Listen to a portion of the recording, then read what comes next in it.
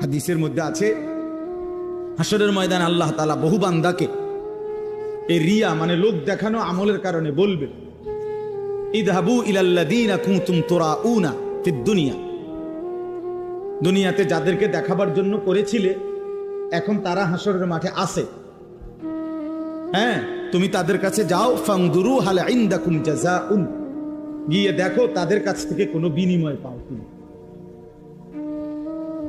তুমি যাদেরকে দেখাইবার জন্য করছিলা তারা আছে এখন হাসরের মাঠে, যাও ওদের কাছে গিয়ে তোমার কর্মের বিনিময় যাদেরকে দেখাইবার জন্য করছিলা ওদের থেকে নাও, আমার থেকে নিবা কেন? আমার জন্য তো করো নাই।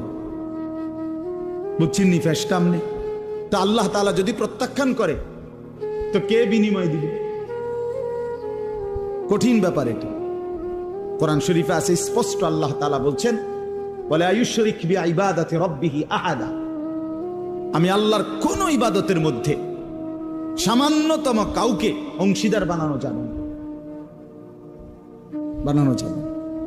একটা মাহফিল করমু এরুম বক্তা আনমু দরকার হলে হেলিকপ্টার দিয়া দেখাইয়া সারুন, যদি বাপের বেড়া হইয়া থাকে, হ্যাঁ তো দেখাইলে না, বাপের বেড়াও হইলে নাম সবই ঠিক আছে, তারপরে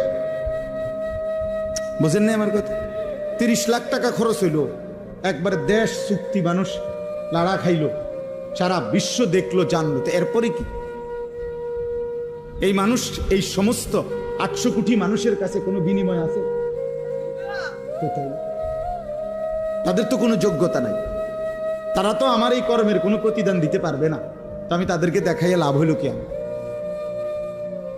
এটা বুঝার ব্যাপার।